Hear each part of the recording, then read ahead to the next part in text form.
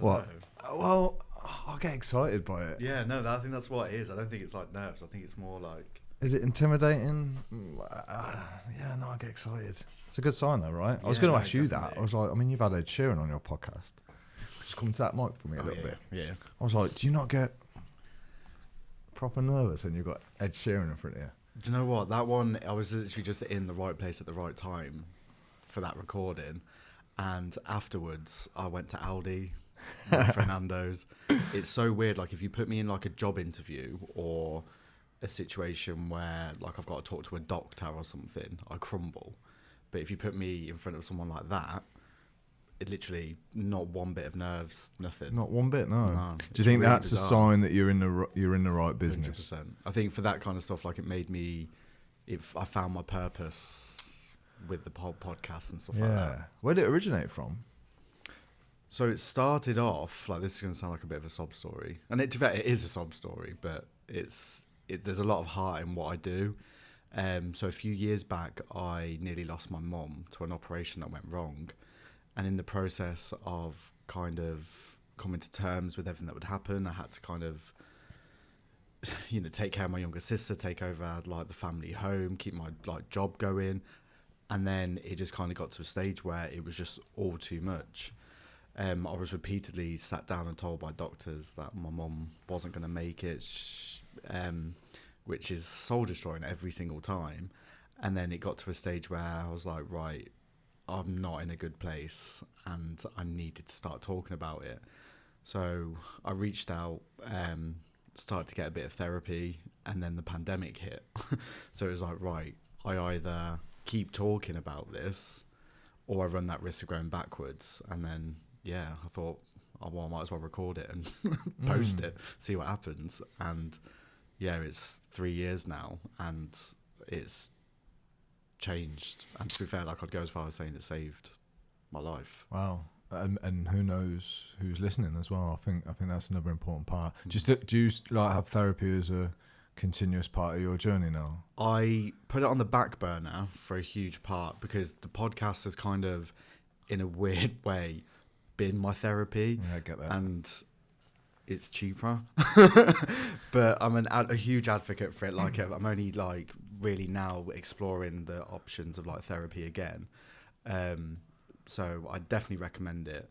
But yeah, the podcast has been that for me. It's given me, like, an outlet to talk about things like my emotions, feeling vulnerable with people that feel the same. Because it's one thing that I never did was open up or even kind of, explore that kind of avenue.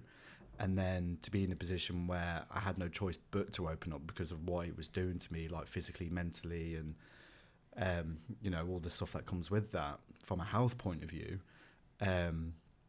But yeah, I definitely recommend it, and it's something now that I'm like, I feel ready for therapy because of the podcast. Yeah. So, well, do you not find it bizarre that, like, so this is the first time we've met, right? Yeah. I will pretty much be able to talk about most things today in front of you, like vulnerabilities, whatever, things that scare me. But, like, and it's been recorded, which is a bit fucking weird, right? It's been videoed, and then it's going to be put out on. There's also people walking past. Yeah, like, it's just weird, right? Yeah. But it doesn't feel weird. But my thing is, like, sometimes those one-to-one conversations are more difficult. Like you just said, like, not having the ability to talk about how you feel. Yeah, I find that so much harder in a one-to-one than I do, like, on a frigging podcast. It's really weird. And do you know what I find as well? Like, people tend to open up to strangers more than they do to their friends, their family. It's like everyone's had that conversation before in the past of, like, you meet, like, you have the best conversations, like, in the smoking area with randomers that you've never met. Those like those conversations on a night out, but they're strangers. So you're opening up, like, you're laying your cards out on a table to a stranger.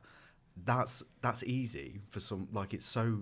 I don't know, it feels easier for me. What do you think that is? Do you think there's, like, there's no, or you don't care about the judgment, or I don't know, why would that be? I think it is the judgment, and I think it's a lot of it comes down to fear.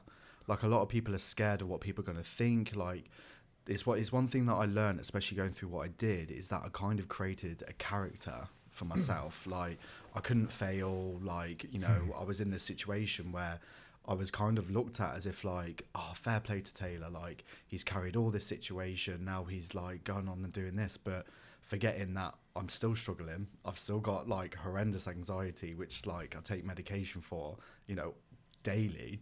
And it's that judgment that I was like, well, I can't tell people like I take medication for my anxiety. I can't do that because they're going to look at me differently.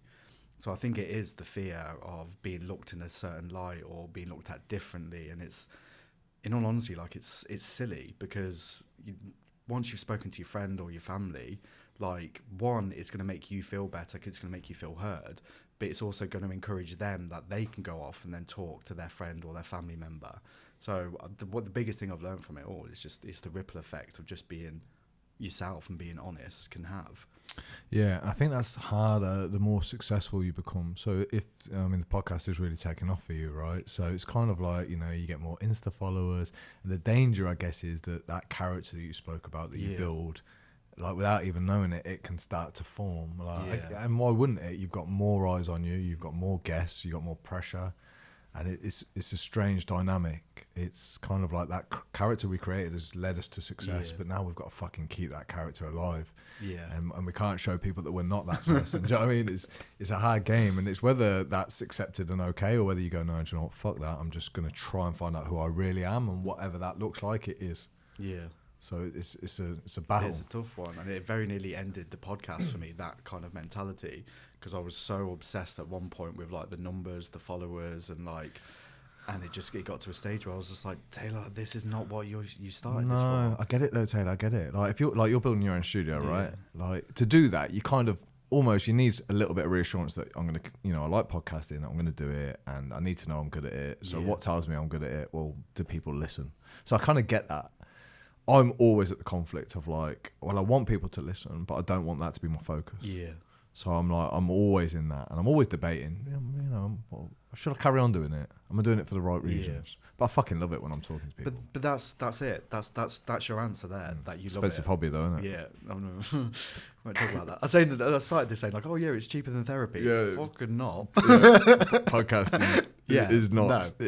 That's what I mean. I thought that when you said it, I was going to say, I wonder how much you pay per episode. It's an expensive therapist. Yeah, I know, man. But it is. You're right. It is a therapy. But I love therapy because I feel like I'm still. Therapy for me is like it's like studying. I'm studying myself. And I've got a guy in front of me who can like reframe things that my channeled mind doesn't even think about. So maybe I'm more fucked up than you, but I've had continuous therapy for years now. But I think it's like admirable when like, you know, especially as like men to sit in like, you know, talking about therapy, sorry. And even saying like, oh, you know, maybe like I'm a little bit more fucked up than you. It's like, it's that kind of acceptance that comes with these kind of conversations and going to therapy that I don't think people kind of appreciate enough. Like, we can talk about it, we'll laugh about it and kind of move on. But at the same time, it's like, I'll walk away from here saying, well, if he's going through therapy, like, there's no reason why I can't go through therapy. You know, and I think it's a very powerful conversation to have. Yeah. I think one of the reasons why people may listen to the podcast, I mean, I've got tattoos all over my body, man. I've got muscles, I've got a skinhead. I don't probably look traditionally like the guy that would talk about his feelings and therapy and stuff. So I think I can relate to a lot of those guys that perhaps are doing the same. And even someone asked me about my tattoos. It is a bit like armor. Tattoos are a strange thing. You know, you kind of make yourself look tough so that you don't have to dive into these vulnerabilities. Because I hate the thought of being vulnerable. I fucking hate it. It's a scary place to be, though, isn't it? horrifying. Regardless of who you are.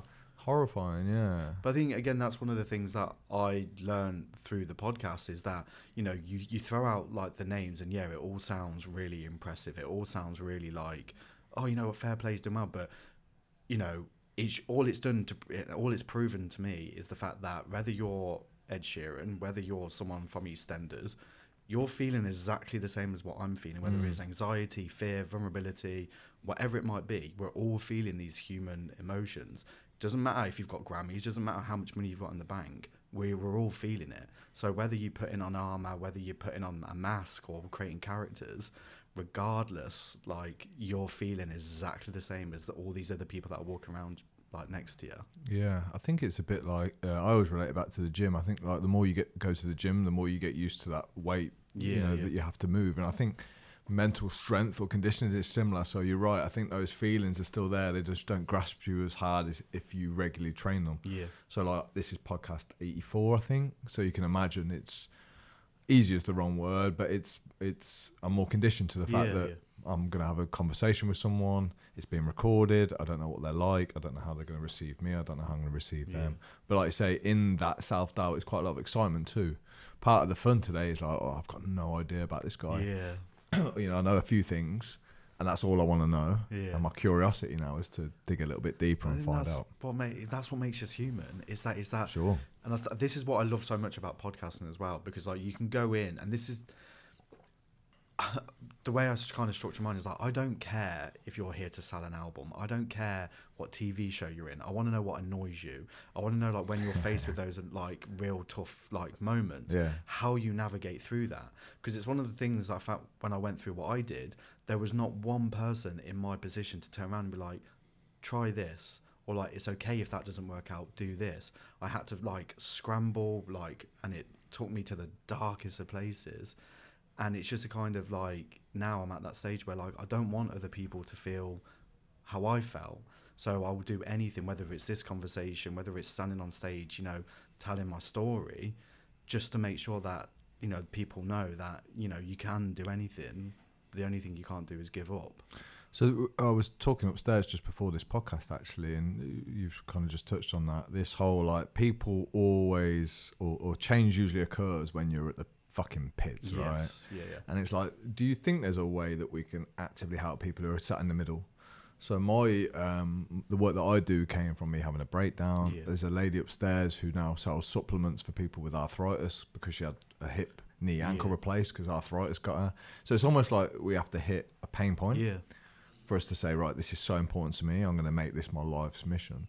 And I'm wondering whether there's anything we can do to help the guys who are sat in the middle, because we don't want them to hit rock bottom, but it's often where they need to go to move forward. Yeah. It's an interesting one because, like, I feel this the same way when it comes to boredom. Like, boredom gets spoken about as if it's like a real bad thing. Like, oh, I'm bored. It's like, well, are you bored, or have you got a moment here just to like do nothing and give yourself what you need? Like, I was always scared of rock bottom, and then when people spoke about like I've hit rock bottom, like at that point it's just like, well, you can't go lower than rock bottom. Like, you can only go up. So it's in those moments that I feel like, you know, you kind of show yourself like what you're made of, and like, you know, whether it's, you know, difficult conversations or different like, you know, life choices, it's in those moments where a lot of beauty can be created from like the mess. So yeah, I think it's an interesting one, because you've got to, and I think at some point like you've kind of got to get to that point of like, you kind of get tired of your own shit and being like, I can't live like that anymore. What can I do to change it? And, you know, those conversations are going to be difficult. They're going to be, you know, very kind of difficult to follow up with, especially from an action point of view. But you've got to do it. Like, my personal journey has taught me that life can change in a matter of hours and put you on a completely different path that you never thought you'd be on. So it's like kind of, it's finding those little moments of like, appreciating how far you've come, appreciating how hard you've had to kind of fight. And I think that kind of sets you up in those kind of moments. What do you think rock bottom is then? Do you think that the pain becomes greater than the fear of change? Like, or because some people, you say rock bottom is rock bottom, some people take their own life, right? That's an option at that point, isn't it? It seems a little bit more clarity when you're at rock bottom. It's like, I can either go left or right. Yeah. There is no middle for me now. I can either change my life or I can fucking end it. Yeah. And I don't know whether rock bottom just perhaps forces the decision upon you. So I'm thinking, well, if we talk about, I mean, what was your rock bottom? Was it, you know, not being able to move out your house? Was it wanting to die? What was your rock bottom? So it was a really, I still can't pinpoint it. Like, with the situation that I'm in, I'm still in, like with my mom's care, I still get sat down like almost 3 times a year. Like, she's in a neurological care home now, kind of going through rehab to kind of learn how to use her hands and all the fun stuff that comes with that kind of stuff. And it was just this one random day I was sat down by a doctor in this tiny little room, and basically they told me again, it's up to her now. Like, if if she fights it, she fights it. If she doesn't, she doesn't. You know, and it's just from being in that moment and having all those kind of things chipped away at me from like over a period of like 2 years, it just got to a stage where I was just like, I don't want to do this anymore. Like it got to a stage where I just didn't want to be here at all. And that's not me saying that I wanted to kind of like die and take myself out of the situation altogether. It was more of a case of I didn't want to continue living my life the way it was being lived. I felt so alone. I wasn't opening up. Like my sense of humor is my biggest coping mechanism, and that had gone. So it got to a stage where like I'm so grateful of my best friend and my little sister, because they were like, something's not right. Like you need to reach out to get the help you needed. So I think in answer to your question, sorry, like the rock bottom for me was realizing that I can't do it all by myself. I don't have to carry this situation. You know, this character that I had created, you know, was crumbling more than I was crumbling. So I think that for me was my rock bottom.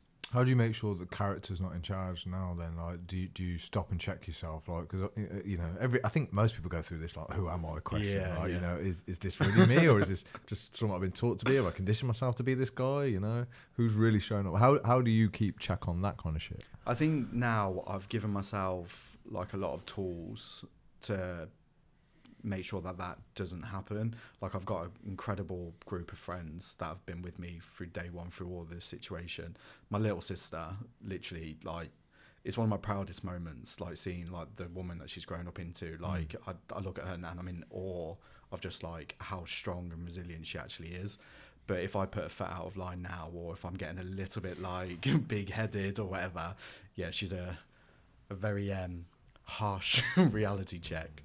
But I think it comes from having these kind of conversations as well, like with like-minded people, kind of finding my tribe, just kind of like, okay, this isn't what you were doing this for. Like it's kind of always having that like why at the back of my head to like bring me kind of back down to reality, I guess. Do you think you can train that resilience that you spoke of? Like, do you actively look for ways now to become mentally tougher, because you know life's tough, you know things could potentially take a turn at any moment for you, right? So do you prepare for that in day-to-day life, or do you just try and focus on all the positives, have all the fun you can get, or do you train for the shit that's coming?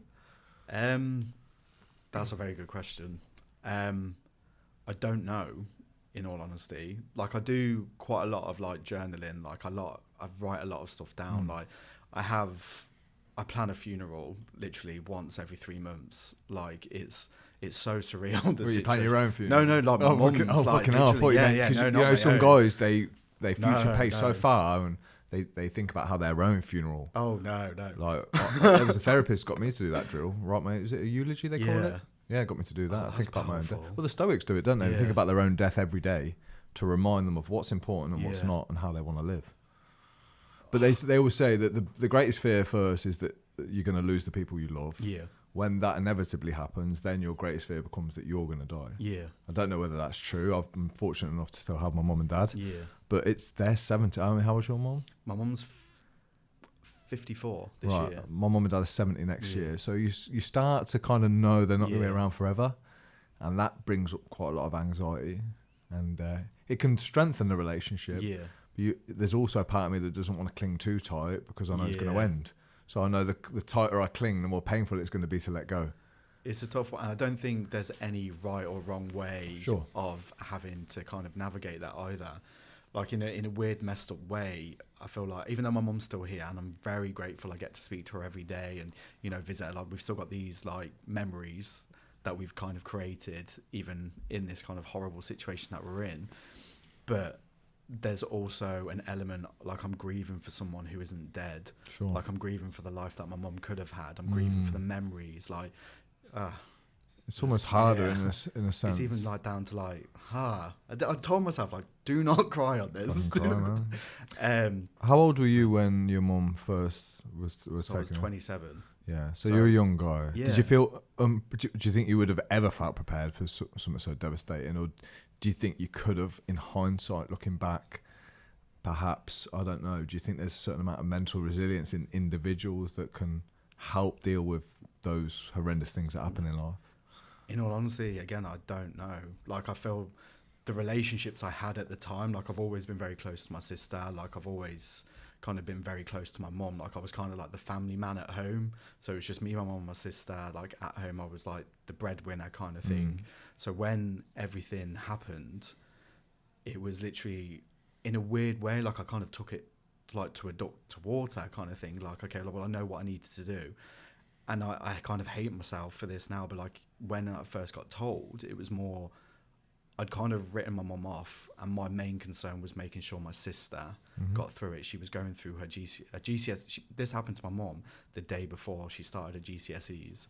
So it was such a surreal whirlwind of a time that I think if I hadn't had the relationships and I guess the trust that my mum has in me, and like the trust that I have in her, and you know, even with my sister, I don't know where the situation would be, because there was a time when everyone was kind of rushing to the hospital, and like the first thing when I saw my dad, 'cause my mum and dad aren't together, was Gemma's staying with me.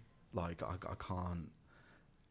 I think it was more of I was scared of, I felt like there was an element of like, I'm going to lose my mum, I can't lose Gemma as well. Even though I wouldn't have lost her, but you know, to have her go and live with my dad, it wasn't an option for me. And I think seeing how we kind of got through that because of the relationship we had, the trust we had, I think that helped massively to navigate through it. Because I didn't have trust in myself. Right. Do you think it's installed that? Do you think it's made you a better person?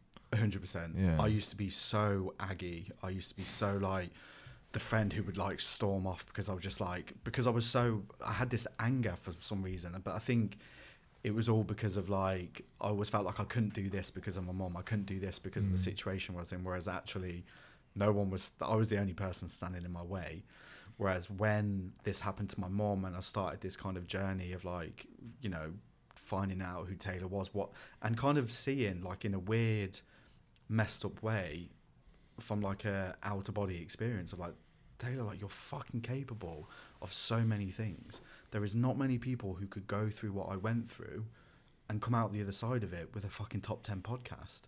Like, and I know that sounds like really narcissistic in a way, but like, there's moments like that I really have to remind myself like of just how capable I am on those days when I don't want to get out of bed, or there's situations where like I'm finding my hardest to like not scream and shout.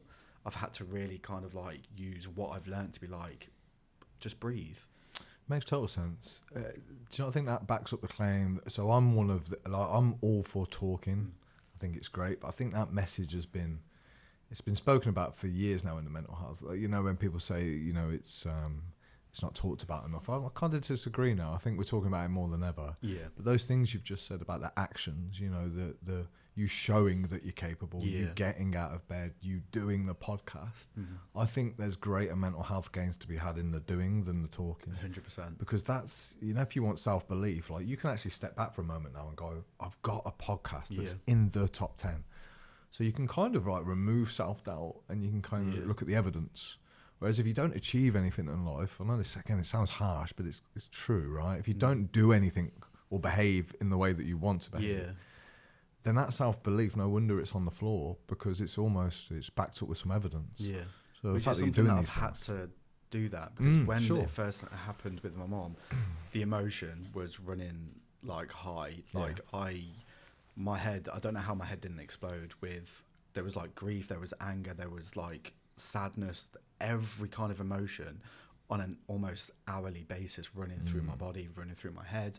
And it got to a stage where I was having these very, very serious like conversations with doctors, surgeons, physiotherapists telling me like, this is going to happen if you don't make this decision and stuff like that. So I kind of trained myself to separate emotion and facts. So I was like, there's moments when I allow the emotion to come out, like when I listen to music and stuff like that, there's like certain songs I can't listen to now, or when I do want to let the emotion come out, that's what I'll turn to. But I have to deal with the facts, because certain meetings and stuff like that, like I can't go in there, because I was so determined not to be looked at as if I was a kid, because it was always like, oh, Karen's kids. It was always like we were kind of looked at as children, whereas for a huge period of time before this happened, I felt like I was the parent at home. So it was a kind of like I was determined not to be looked at like that. Yeah. Because it was like that. It was so like frustrating. Like even now sometimes, like people who knew like the situation or knew my mom, they used to pull this face at us that was like a, you know, like a sad like that, like that awkward face when you bump into someone in the corridor, but like you don't know their name, but like you've seen them a few times, so you pull that awkward little smile. It was like that, and I think that played a huge part in kind of like, I'm not going to allow this to define my future. Like I can't, you know, there's too much life to be lived. Like my mum was an incredibly fit woman. Like, you know, she was up at 6 a.m. every day, and I've seen it all change in a matter of hours. And I'm so scared of, you know, getting to a certain age or something like that happening to me and not being able to like talk about the fun stuff. You know, I don't want people to come to my funeral and be like crying and be like, oh, he had a nice car or he had a nice house. Like, no, I don't care about that kind of stuff. Like, I want people to be like, oh, I guess I want to be remembered for like the fun stuff, the impact, that kind of stuff. That I think, you know, using those kind of, looking back on those moments, like can really give you that sense of kind of, I don't know, pride, I guess. Yeah, no, I agree with all that. Apart from I want people to cry at my funeral. Oh yeah, no, but dressed in black, I want it all. Yeah, we Awesome go, I want it to be a celebration. Fucking, I want you to cry right out. So yeah, well, I mean that separation of emotion and action or response is definitely the place that I've struggled with most. Yeah. So my emotions, excuse me, my emotions engulf me. They become me. And in that moment, I am whatever my emotion is. If I'm angry, I'm angry, and I find it hard not to let you know about it. Yeah. More in intimate relationships. Like in other areas, not so difficult, but in How public. do you navigate the anger part? 'Cause it's one that I really struggle with. Like I'm almost scared of anger. Well, there's things I do on a physiological level that help me stabilise myself. I train very hard. I eat very well. So those things. But when it comes to vulnerability and heartache and stuff, I don't know. I'm going through a lot of therapy about this. I mean, I'm 38. I'm single with no kids. There's a fucking reason, you know? Yeah. Because to function in a relationship, you have to be a bit rational. Yeah. You can't be all emotional. So again, it's that mixed message because we're encouraging men to be more emotional these days. And I'm not so sure that's a wise move. Because again, this is my experience. So I'm not saying don't be emotional.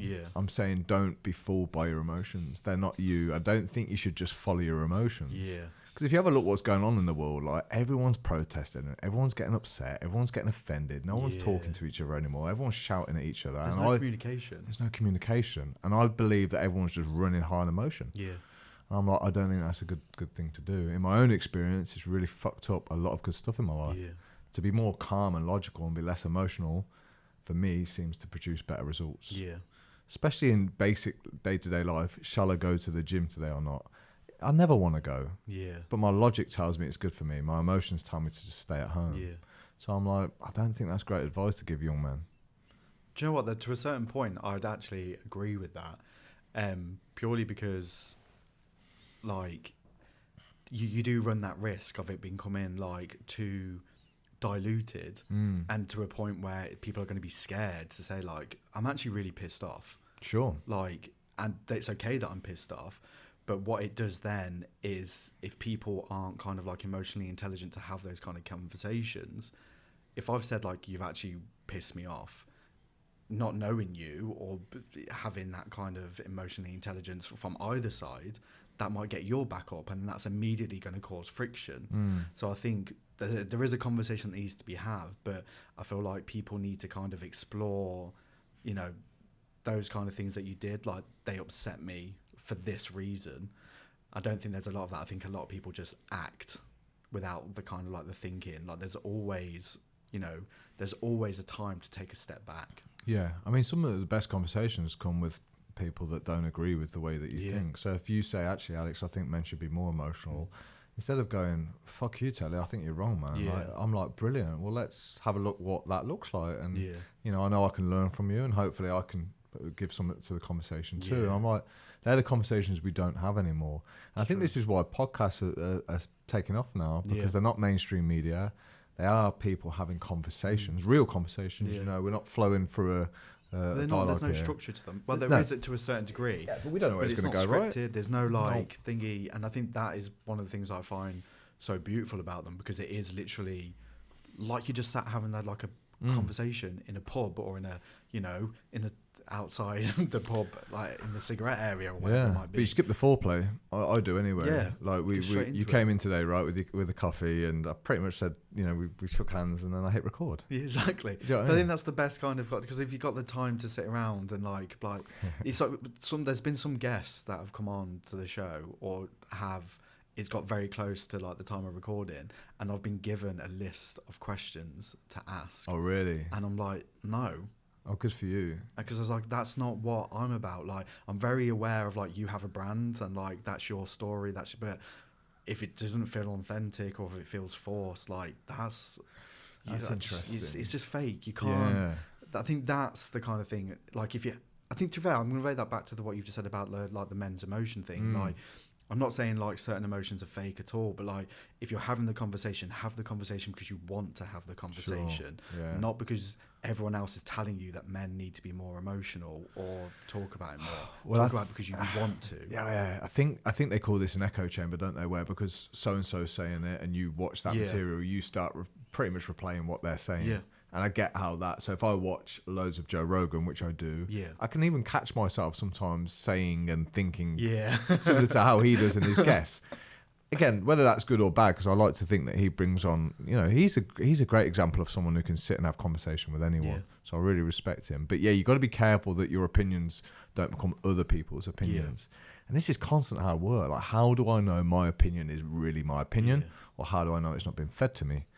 The way I went about this was I focused really tightly on something called palate. So I was very cautious about what I was reading, who I was speaking to, what I was watching, what I was eating, everything about what came in. Because I do think if something comes into your body, it will eventually have to come out. Yeah.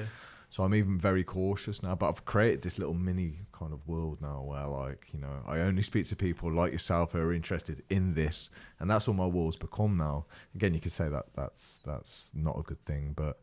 but I think it is a good thing. Like, because there is a time, especially when it comes to, like, the social media or even, like, people, like, we were kind of holding on to things for, like, nostalgic purposes. Like, when the situation all happened with my mom, I had every family member around me.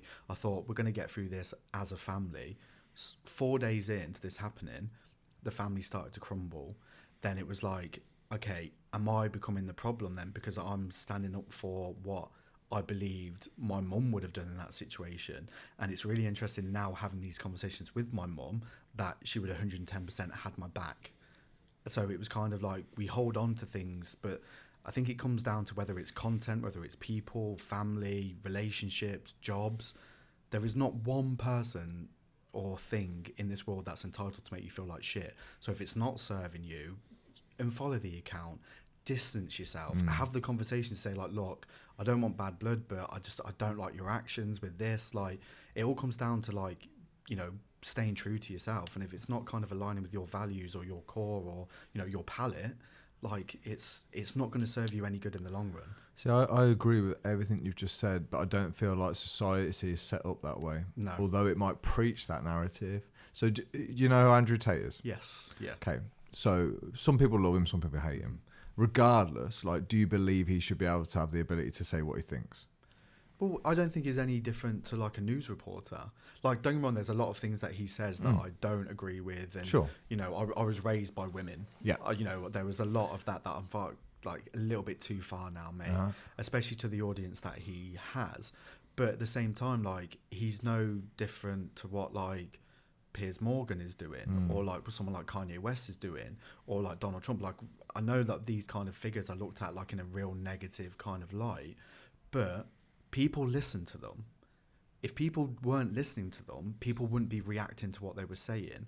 So whether you like it or not, you're giving them their platform, you're giving them their voice, because the more you react, you're giving them what they want. like I'm a big believer in sometimes like no reaction is a reaction. Sure. And just like I know people get offended. I know people, you know, need to be challenged and sometimes with their way of thinking. But at the same time, like what you want to watch on TV is not going to be the same stuff that I want to watch on TV. And I think there needs to be acceptance in that. You don't have to agree with everyone. You don't have to challenge everyone. And I think that's where a lot of like trouble kicks off, because do you think people have got nothing better to do? So if your life has little meaning or purpose, and then you can find a mission in shutting other people down, do you think that's where it can come from? Because when I was young, being offended wasn't a huge deal. No. Like if you were offended, you were offended. And like you say, you'd turn off the TV and you'd watch something else. Now it seems that is not an option for a lot of people. They have to make it their mission and crusade in life to bring that person down. Yeah. I'm just wondering whether they've got fuck all else to do with their life. I think I'd agree. And I think it is the whole social media side of things. Like, I'm so fucking grateful I'm from that generation just before social media. You know, my social media was sitting in like the park near my house playing Pokemon cards or join that Good was days, my, man. yeah, I Good miss days. those days. I want them back. I know I'm old because I'm like the good old It's like days. a gold mine. Don't know where they are. But it's that kind of like, you know, that's what we consumed, and it was like in a way kind of positive. Whereas now, like, you can be talking to millions of people on the other side of the world. Like, you know, it's once you've put something out there, it's kind of like a free for all, and it's just kind of like, I think it comes back to being bored. Like, are you doing this to make a reaction, or you're doing it because you think you need to do it? Like, when was the last time you actually sat down with yourself and asked, you know, what is it that you want? Like, what's your purpose? Like, what do you want to achieve? Because I feel like there's a lot of time, and I'm speaking from personal experience. Sure. Yeah. I spent a lot of time being angry, surrounding myself with people that I didn't want to be around, that didn't kind of suit my needs, that I look at now like it was a bit of a waste of time, but I've also learned a lot from that.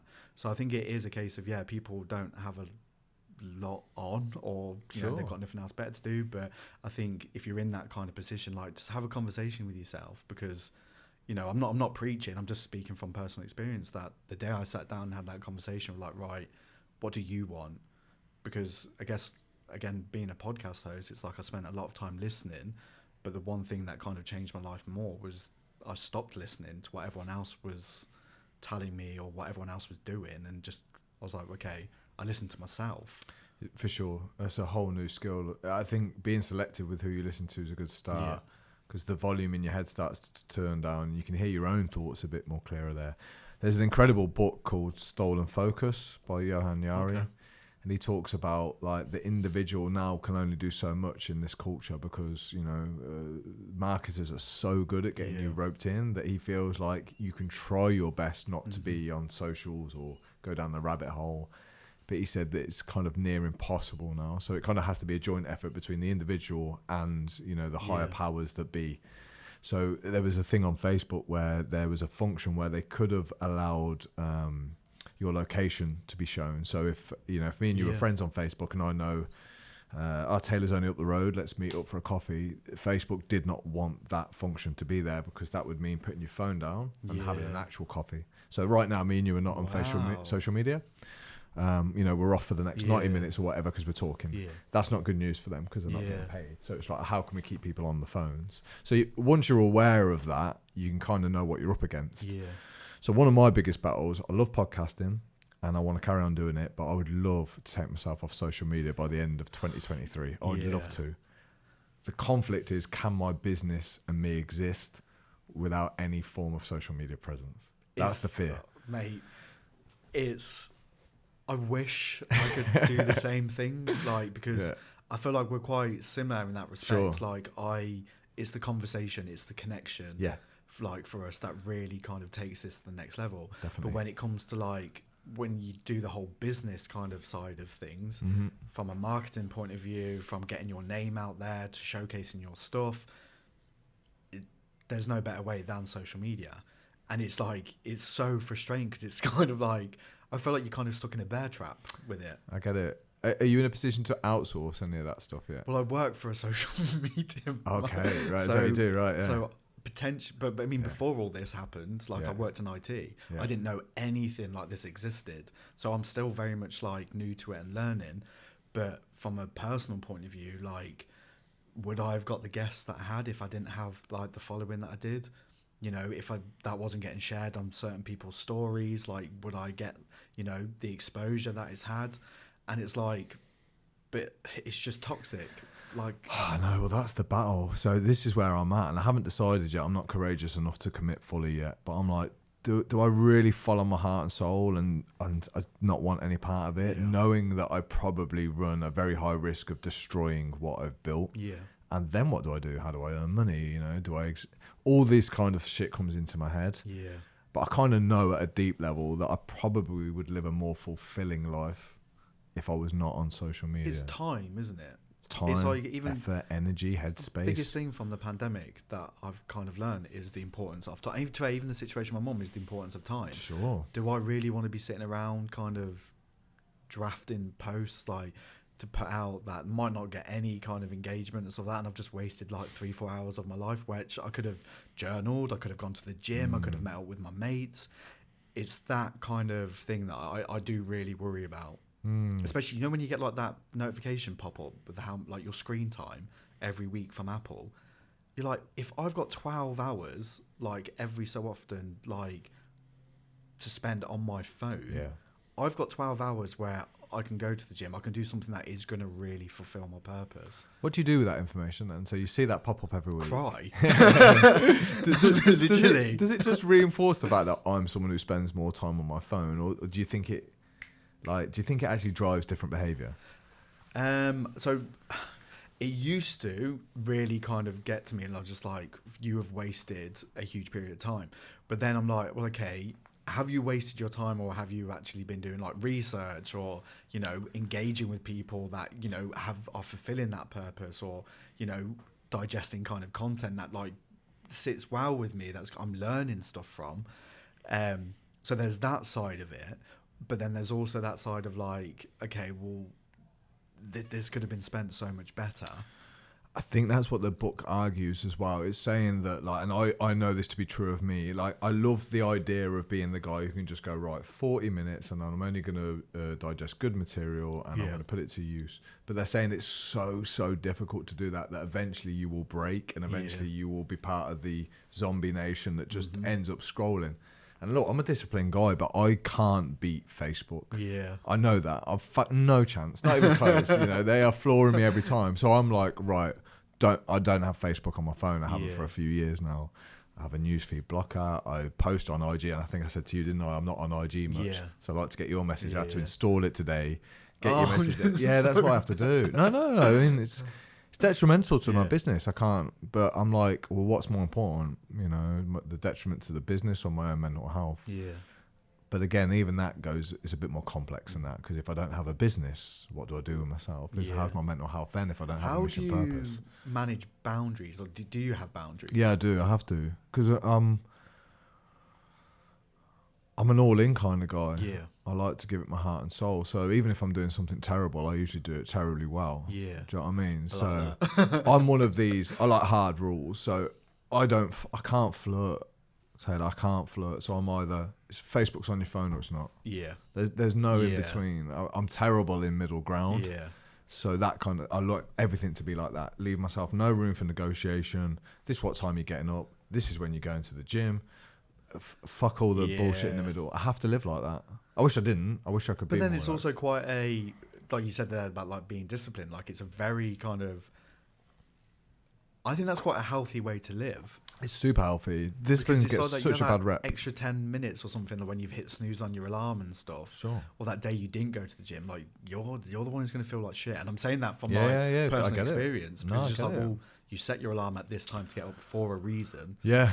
When I had that breakdown thing, I put all my focus on, can I get myself out of bed on time? Yeah.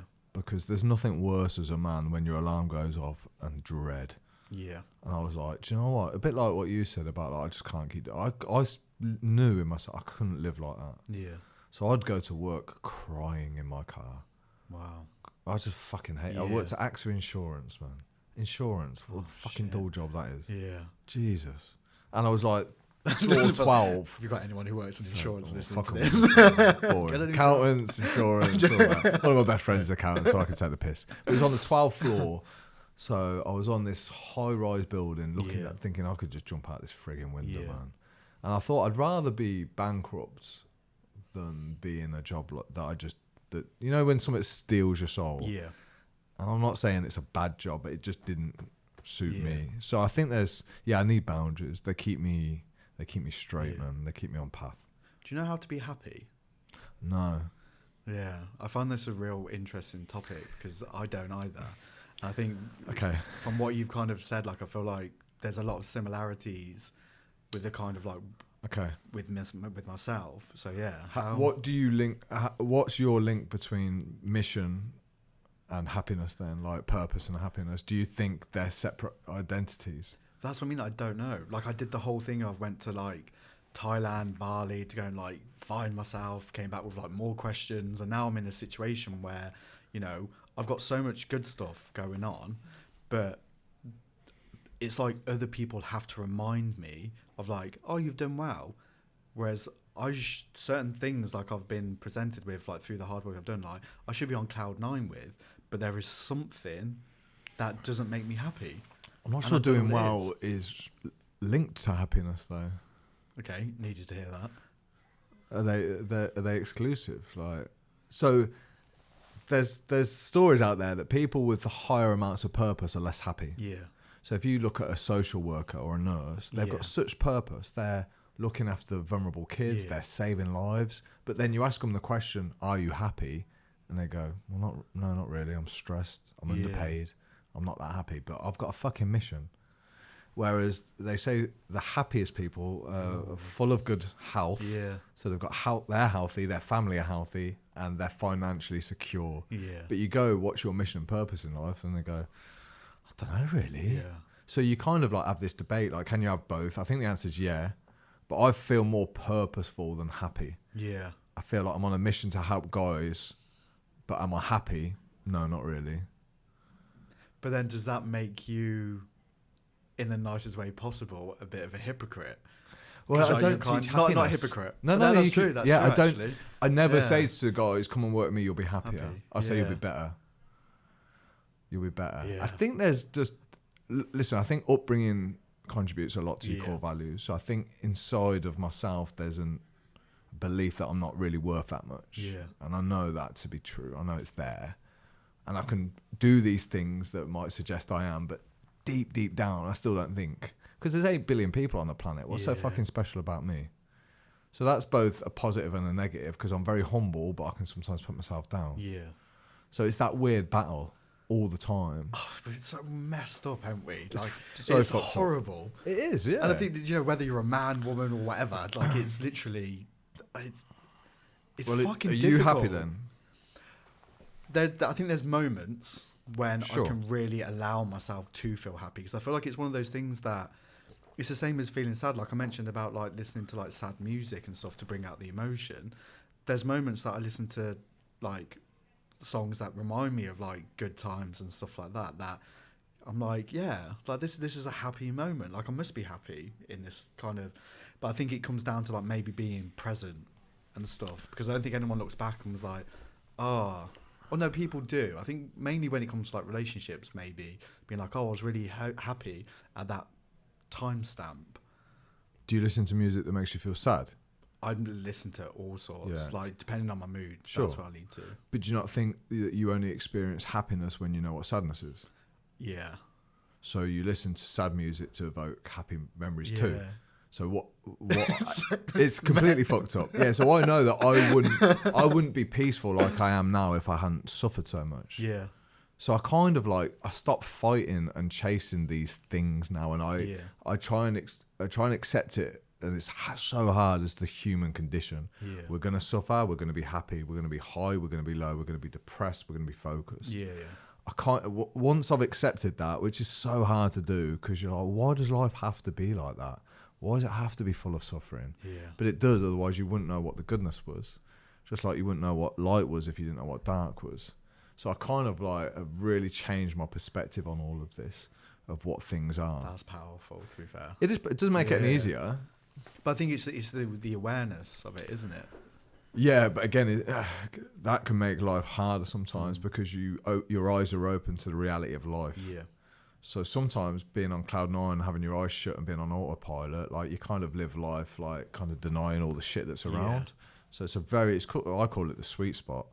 It's like knowing that life is both good and bad. It's both dark and light, and you exist bang in the middle of it. Some good shit's going to happen to you, and some fucking terrible stuff's going to happen to you.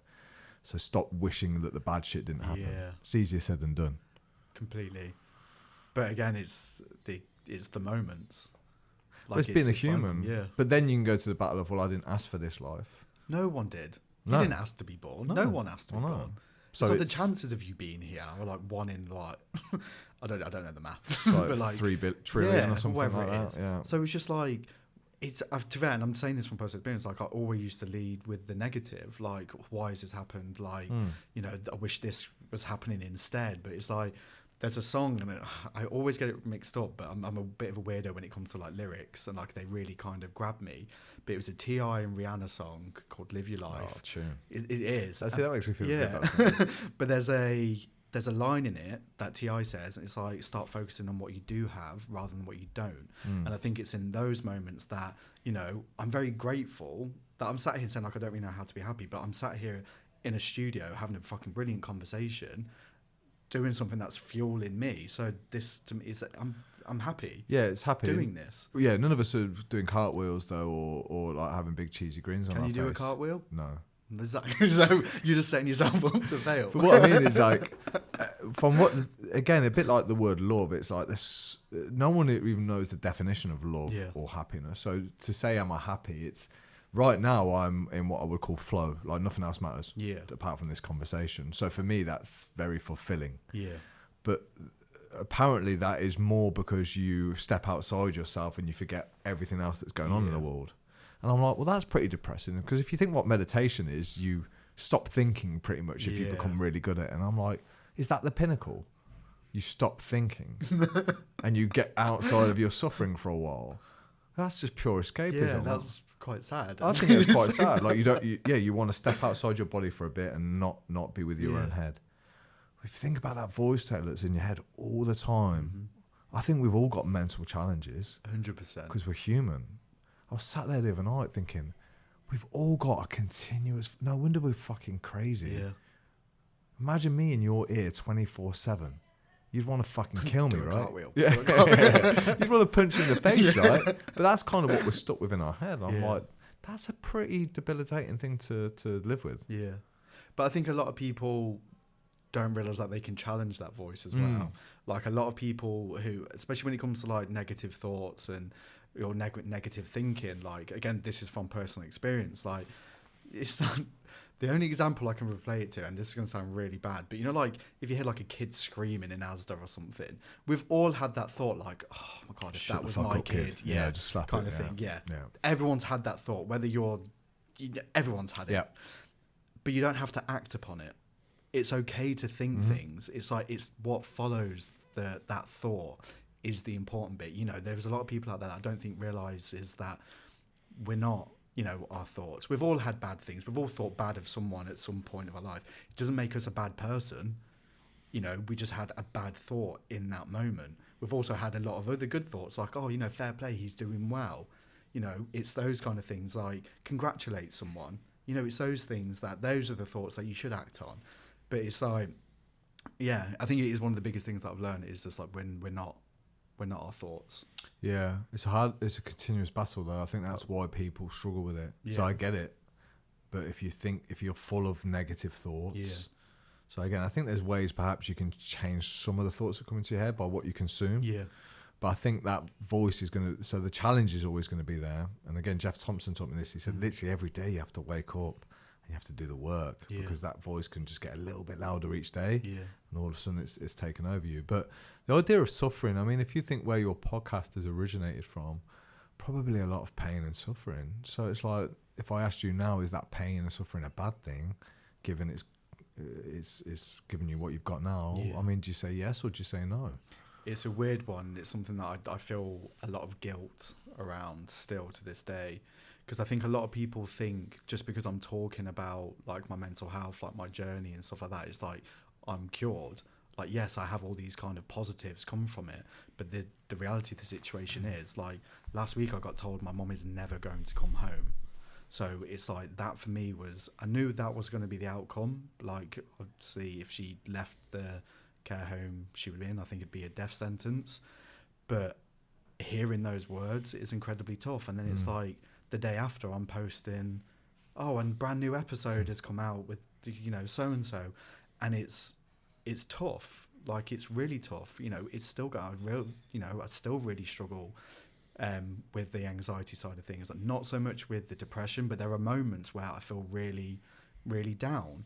But I guess it's kind of, without it, like, I wouldn't be sat here having this conversation now. I wouldn't have learned who Taylor was. I wouldn't have found my purpose. And I know I'm kind of saying, like, I don't really know how to be happy, but there is a lot of happy moments that have been created from this real dark situation that I found myself in. And I think the biggest thing is probably I keep saying that, like, the biggest thing is, like, I've learned so much in the past few years, but I think it is a case of, like, you know, beauty can still come from these really horrible, dark places. But yeah, I still stuff out. Like, I hate that every time I go and see my mum, every time I hang up, like, let's say bye to my mum, I don't know if that's going to be the last time that I get to see her. So it's that. I don't think it has ever stopped. And there's a part of me that, when the inevitable happens, I'm petrified because of the character that was created, because of, like, there's moments where I know for a fact I haven't dealt with it. And then this is why now I'm only exploring therapy. I'm having more of a deeper conversations with people, because I guess these kind of conversations for me are like reading the reviews at a restaurant, because I've seen, like, the impact therapy has had now for you and, you know, my friends and, like, other people that I've had the pleasure of speaking to. And it's like, okay, well, now I feel like you're ready to, you know, explore that side of things, because I need to give myself what I need. I've given so much away for the past few years, and even when it comes to the podcast, you know, it's done for me what it needs to. If it ended tomorrow, I'd be happy, because it's given me my voice. It's given me that, you know, that reassurance that, like, I am enough. I can do anything I put my mind to. And, you know, yeah, if it ended tomorrow, I'd be happy. But the suffering part of things, like, I'm still struggling. Sure. Like, on a day-to-day basis. Everyone is. Well, I think that's it, mate. I think, do you ever feel like we should normalise poor mental health more and treat it more like something we all need to learn how to deal with versus try and get away from? Yeah. Because I think through human life, you're going to be depressed, you're going to be anxious. I don't see that as anything unusual anymore. I don't think you can get away from it. And I think sometimes the harder you try, the more powerful it can become. So just to know that you're going to experience all those things and that they will pass can sometimes be more freeing than trying to escape. No, I completely agree. And the way I look at it, and this is only my, like, personal way of looking at it, is the fact that if it's depression, whether it's anxiety, whether it's happy, whether it's sad, whether it's anger, whatever the emotion it is like, they're completely normal. Like, you don't give yourself a hard time for being happy or feeling like happiness in that moment. Like, we might do, to be fair, because there's, like, all that kind of weird imposter syndrome and all that kind of stuff that might creep in. But why are we giving ourselves a hard time because we feel anxious? Why are we giving ourselves a hard time because we feel, you know, down or, you know, depressed? I know it's quite a probably naive view of it, but for me, that's what's helped me, because when someone told me I had depression, you're struggling with anxiety, immediately my thought went to a negative place. Where it's just like, well, if someone sat down and was like, oh, you're happy, it would make me smile. Like, oh, you're sad. I'd be like, yeah, do you know what? I am feeling a little bit sad. So to me, I just look at it as another natural emotion. And I think it's common with the podcast as well. Like, hearing one of the biggest pop stars on the planet saying, like, I struggle with anxiety, it just makes me feel like, well, if he's fucking feeling that, like, I'm allowed to feel like that as well then. So if me and you were to leave the podcast studio today and we were both to go and try to be happier, what do you think you would specifically do different? So I think, do you know what? And I think this is why, like, I'm on a bit of a journey. This is why I like having the conversation, see what other people, especially how they approach the whole being happy conversation. It's more doing what I want to do. It's listening to myself, giving myself what I need, because I think that is key to like the next kind of chapter in my life, is, you know, kind of reevaluating what I do have, what I want. And, you know, the podcast has taught me like I can do anything, I can achieve anything I put my mind to. So if it's a case of like having a meaningful relationship, or, you know, getting a job that I want, like I'm going to work really hard to get to it. And if that's my idea of happiness, then I'm not going to stop working till I kind of get to a point where it might not be your version of happiness, it might not be the next person's version of happiness, but as long as I feel fulfilled and that I know I've worked really hard and I've given it my all, and, you know, I've stayed true to myself and stayed honest, I think that is probably what I'd do more of, because, you know, we all deserve to have a smile on the face. We weren't, you know, it's too short to walk around miserable. Yeah, and like I say, happiness doesn't necessarily live behind a smile for me. It's the things you've just mentioned, you know, following your heart, working hard, things that you might look from the outside and go, he's not happy, but there's an inner sense of fulfillment when I'm working hard on the things that I know I want to pursue. Going back to that mission, purpose versus happiness thing, I think connection with other people is, for me, fills a lot of the gap of happiness. So like I say, the inability to function in a relationship so far has cost me a lot of happiness, because if you think the happiest people, you know, they're probably, you know, well connected with people. They might have kids running around, or all the stuff that, you know, that you would assume. But yeah, I think that's part of the puzzle piece that's missing, I think. It's the same as perfection though, isn't it? It was like we're all chasing something that I don't think actually exists. You're so right. And I think, again, that can cause people to lack happiness, chasing it. Because it's like, well, how do you know when you've got it? Maybe you've got it now.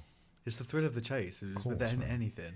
Yeah. It's like, you compare it all the time. Like you see like the motivational quotes on Instagram and stuff like that about, you know, getting to the destination and climbing the mountains and stuff. But like, there's a lot that I've learned in these past few years, that taking like that little bit of a breather to look back at the journey behind me to really appreciate how far like I've actually come. Yeah, I don't think people give themselves enough of a chance to look at it like that. Well, there's another good argument that to be happy you have to work hard. You have to work hard on these things. You have to work hard on opening your eyes. You have to work hard on noticing the things that you should be grateful for. Yeah. Do you know what I mean? So for me, hard work and courage is the biggest the thing, I think, because it takes a lot of bravery to pursue what you want to pursue, even especially if your close ones don't understand your journey, or your friends, or even you might have a lot of uncertainty about what you're doing. But I'm guessing the fact that you're producing a studio now means that you're diving even deeper into this game.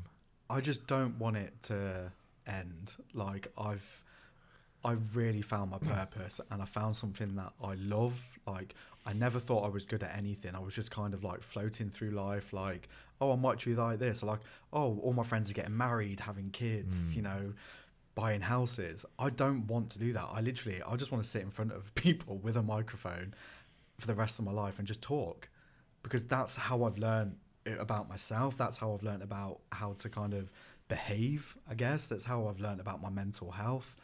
And it's that, and I feel like stepping into that, like, it's scary, because, you know, I didn't think I could achieve any of these things, but with a little bit of self-belief and a little bit of like the facts of like, you know, look at what you've done so far, like there's no stopping you. But it's just you can't give up.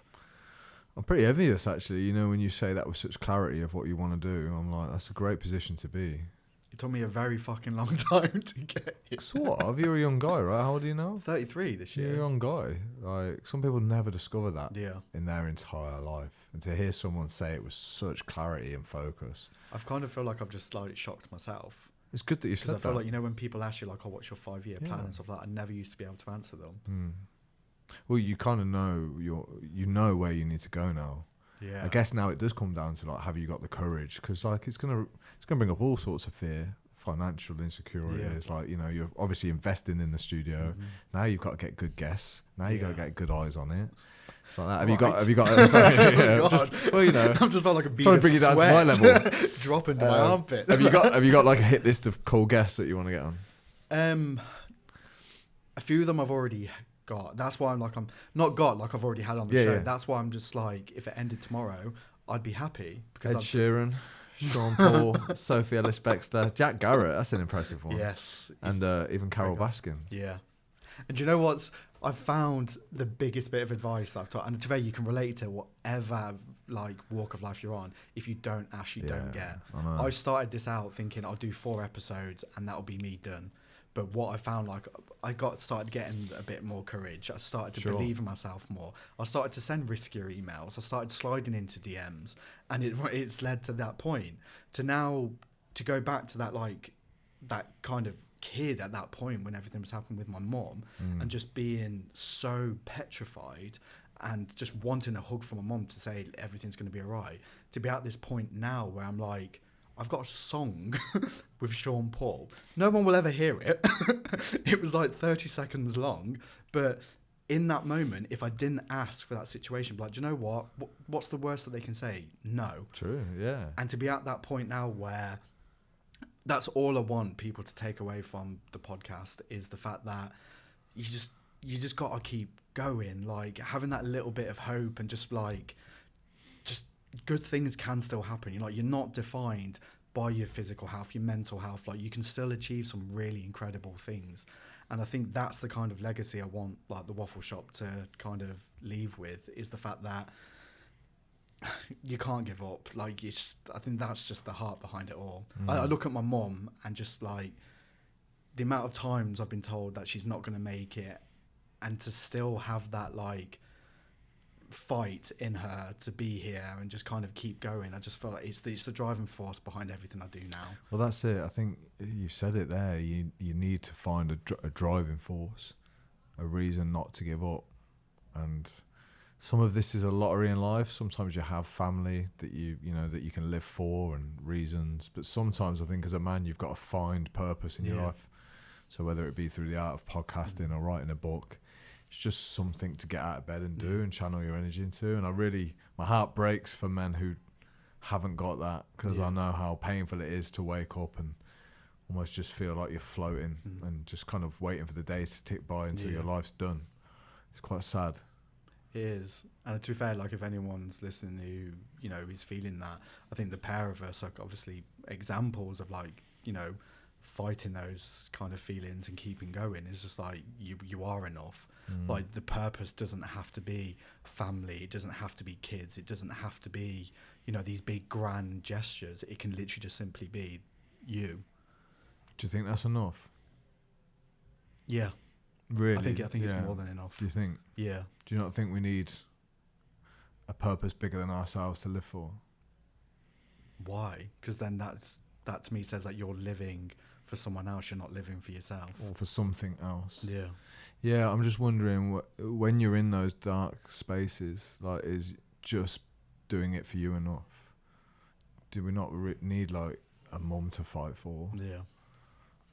And I think it's beautiful what you're saying, but I think it might be idealistic. Yeah.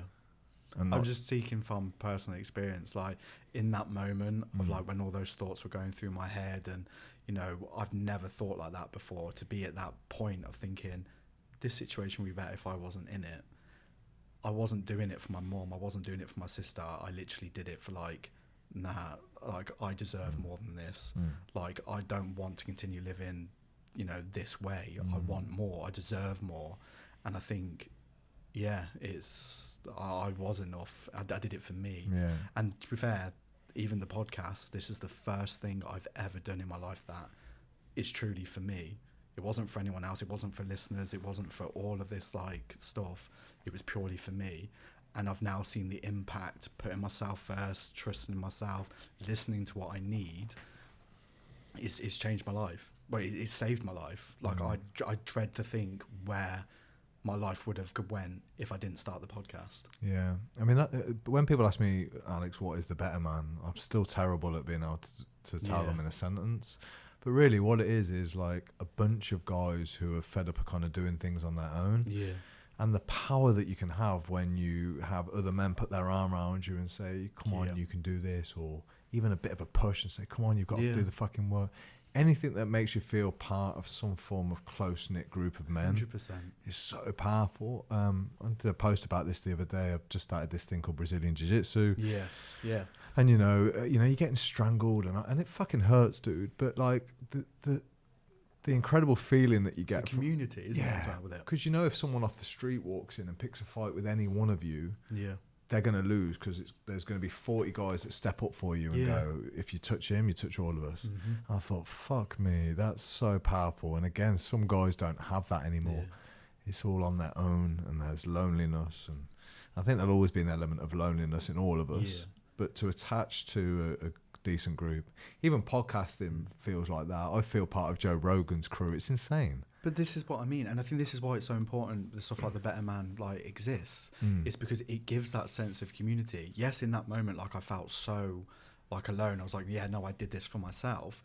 But what that ripple effect then did, it's led me to have this conversation. If we walked past each other in the street, we wouldn't think twice to look at each other.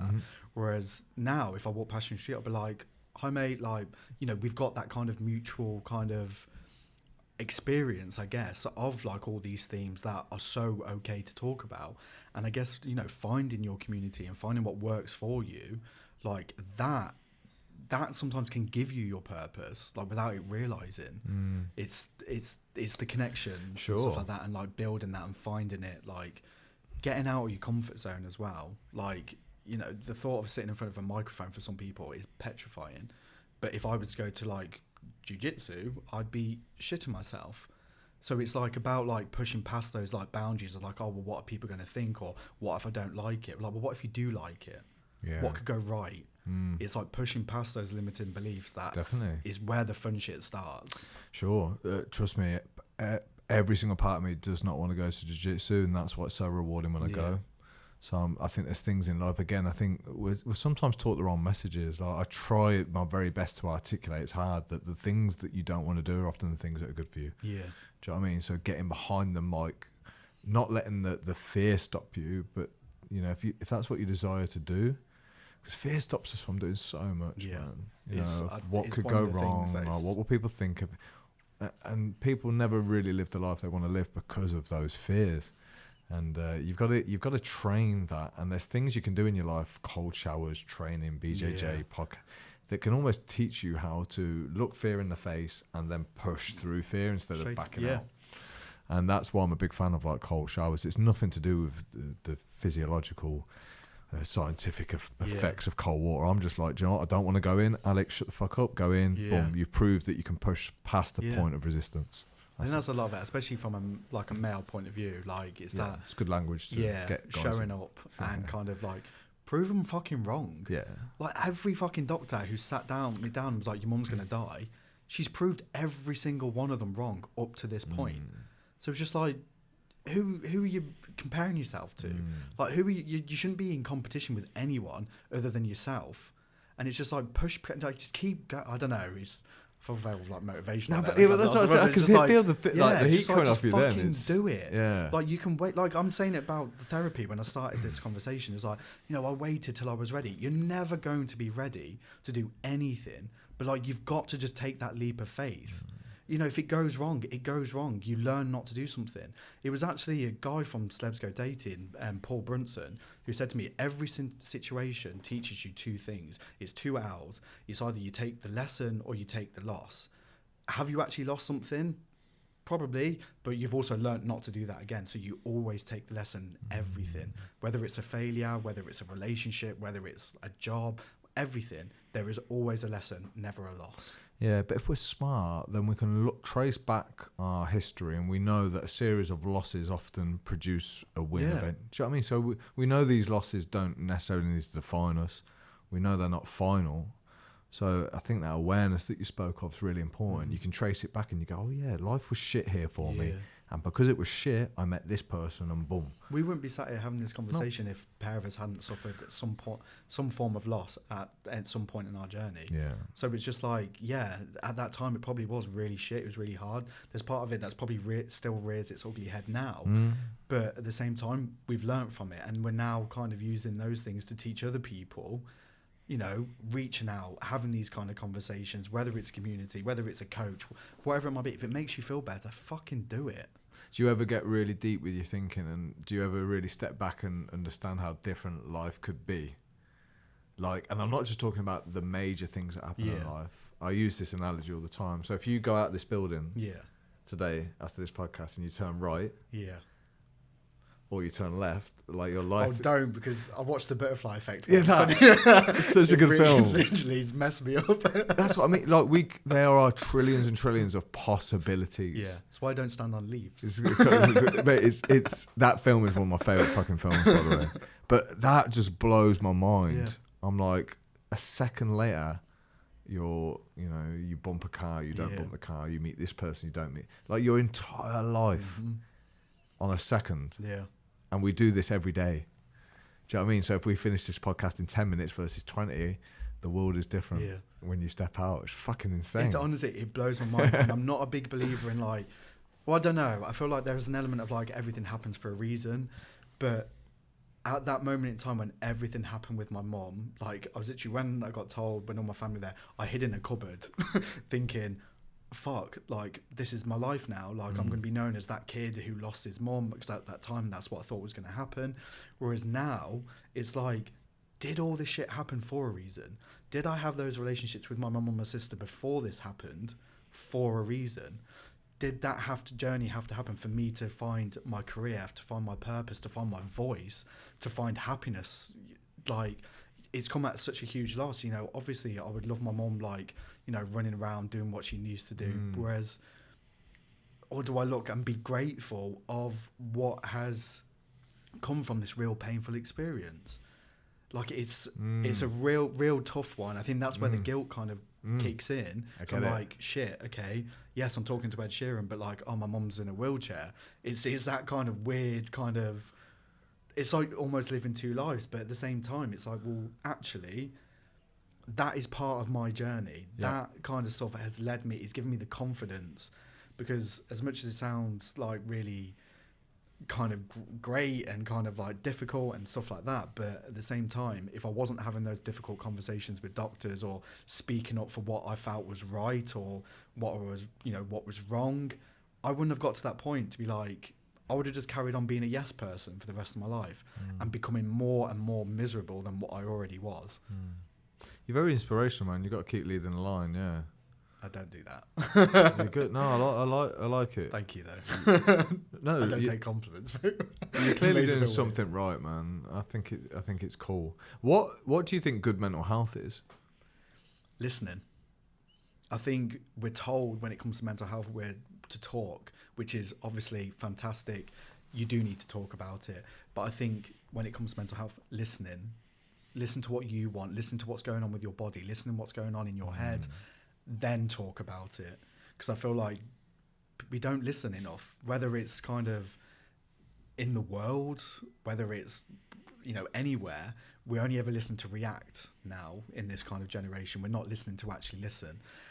And the biggest thing I've learned, I've said it again, I've learned obviously You've learned a lot of big things, a lot of big things, is listening. Yeah. And to the self too. Yeah. When you first said listening, I automatically thought you meant like listening to other people, but when you turn it back into yourself, I'm like, it's a very good point. Yeah. And I came to the realization, it sounds so strange, when I was listening to like the podcast back to edit it, and I was saying these things, I was like, who the fuck is this guy? Like who like, that's not Taylor, kind of thing. But then it was just like, oh, actually, what you're saying, it's, you know, it's very relatable. Like I was there like, yeah, Taylor, yeah. And it was just like, oh, okay, so maybe what you're saying has value. Yeah. Like, why don't you start listening to what you're saying rather than just like putting it out there for other people to listen to? I get messages saying like, oh, you've helped me do this, you've helped me do that. And there's days where I'm there like, you know, 2 tubs deep in Ben and Jerry's, like feeling like shit. I'm like, well, how has it worked for you? But then I have that kind of moment of like, listen to what you're saying, you know, don't just talk the talk, you have to walk the walk. Yeah. So listen. Absolutely. And I think there's also strength in you saying, I still get caught in Ben and Jerry's tubs of ice. Because I like that. I spent many of my years in my 20s trying to hide those things. jealousy, anger. I tried to pretend that didn't exist. And now I can just put it out in front of the table and go, even though I do this podcast on mental health, I still can't function in a relationship. I mean, how sad's that at 38? But instead of pretending that's not true, mate, I just throw it out. 33 years, this is the first relationship. This is the first time I've allowed myself to have a relationship these past 7 months. Yeah. How's that going? It's going okay. Like, because I'm allowing myself to be vulnerable. Like, I'm learning, because I never allowed myself to fail before because of the situation that Is that what it was? It was petrified of failure. It was failure, yeah. Petrified of it. Wow, okay, that's interesting. Whereas you were petrified of the relationship failing? Every aspect of it. Wow. To then me being like, oh, you got dumped. Then it's like, I'm a failure. I can't even have a relationship. All these aspects of my life, like, I'd be so scared to do because of failure. So now it's like I'm actively going through this, like the live show. What the fuck am I doing? What am I doing? Hopefully more. I know, it's a charity. I know, I was really, because I said yes straight away, and then but the thing is that the people, I mean, who you love most can hurt you the most. 100%. So I know that. Yeah. And it's quite simple. I don't want to get hurt.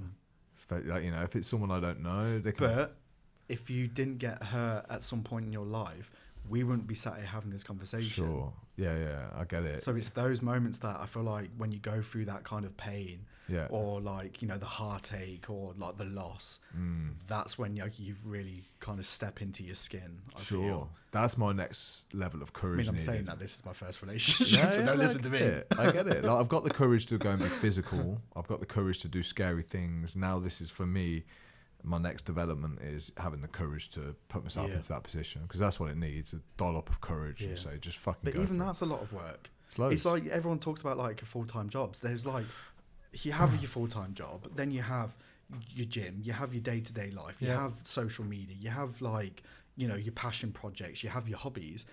They're all like full-time jobs. Sure. It's like there's just too much sometimes going on. I know. I just don't get there's so many men on the planet. Like, why would she want me? I've never been able to get my head, because again, there's this core belief of self-doubt and little self-worth. I can't. But then, have you ever looked at someone else and been like, how the hell has he got her? Or whatever the situation might be. Yeah. Exactly. So it's that situation of just like, well, I don't know what I was trying to say there, but it's kind of just not a nice feeling, when you feel like you're the unworthy one out of the relationship. Like, it's almost sometimes you have to train yourself to feel lovable. Yeah. And it's weird. I had this session in my therapy session. I was like, I can understand why people like me from the outside. Yeah. So they listen to the podcast, they see my socials. I see them stand up, legit. I've got my shit in order. I'm strong. I'm fit. I'm healthy. Yeah. But I feel like the closer you like get, you're just reading off your Tinder. I'm available, by the way.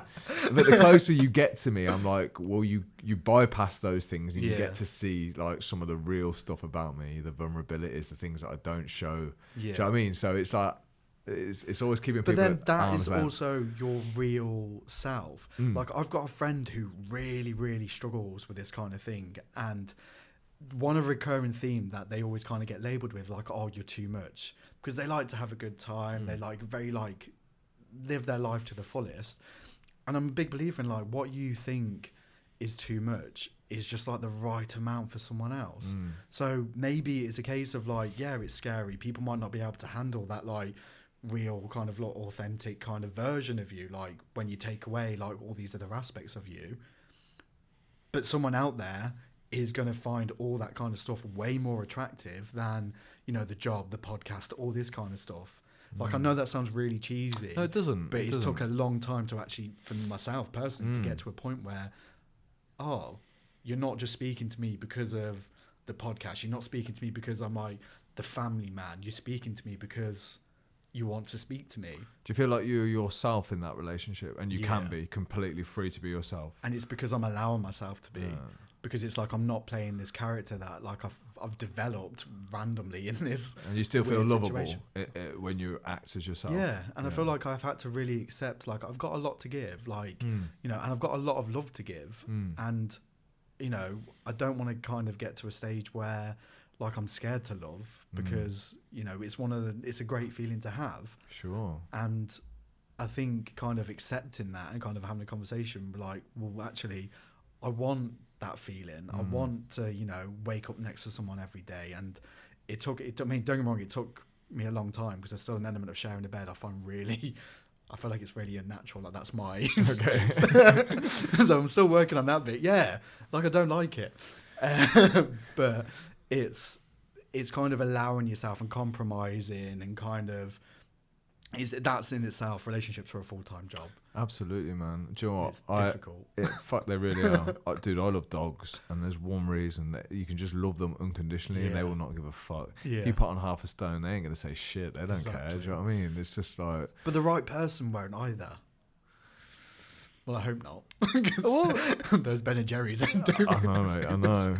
But it's kind of like, again, we won't go too in depth on this one because I kind of want my partner to keep me accountable and in check too. Yeah. So like, it's difficult to tick all these boxes, but I want my partner to be someone that can say, actually, Alex, you're slacking a bit at the minute. Do you know what I mean? That kind of thing. So I kind of like, I think a lot of couples suffer when they stop putting in the effort. Yeah. And they stop caring about what the other person thinks. And they let like the dates go, and they let the romance go, and they let. But this is where the communication. Yeah, that's key. always key. It's check out Lydia Hall on the podcast. You'll really like her. She's a communication expert, and Yeah. she's phenomenal. And she says shit that blows my mind. I'm like, yeah, I'm just learning all this stuff. But got one more question if I can. You had fun, by the way. That's not the question, but what? Have you had fun, by the way? Yeah, definitely. That isn't the question. I was like, thanks for joining. I've got a better question than that. No, I was really nervous when I started. Were you? Well, not nervous. It's just walking into this kind of environment. That blows my mind. Because it's like I said, I've just read off your guest list.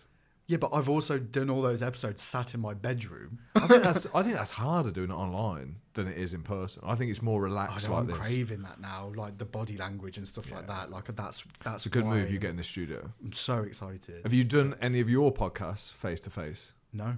This is my second face-to-face podcast of all time.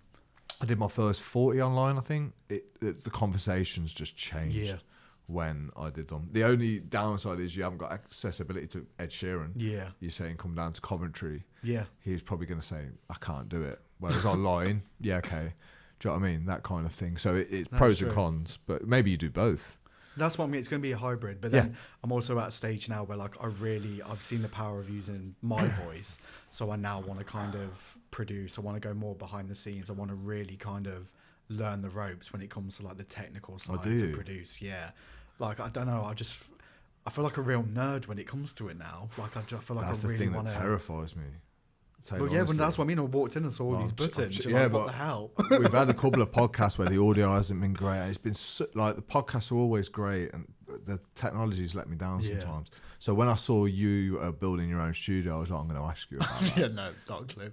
Yeah, I know. Sorry. The main thing I'll ask off air is how much it's all going to cost, because that's the main thing. So what do you feel like you need to work on then in order to become a better man? I think the biggest thing is kind of allowing myself to fail. I think as men or as humans, like we're scared of failing. We're like petrified of it, and it's like seen as such like a negative thing. Whereas there's been certain aspects of my life that haven't gone so well that I've learned from, like not to do it again or whatever. So I think for me to be a better man, I need to learn how to fail and accept that not everything is going to go my way. But I need to keep going. What would you love to fail at in the next few years then? If you were going to fail epically at something, so if you had like this big thing that you want to pursue and you were acceptant that you might fail at it, what would that North Star be? It's kind of already happened, but in a way it's kind of now happening again. So a few years back in the pandemic, the podcast got the attention of a doctor in New York, top psychiatrist. We kind of hit it off, built like a big connection, and he was like, I love what you're doing. Let's get you out here.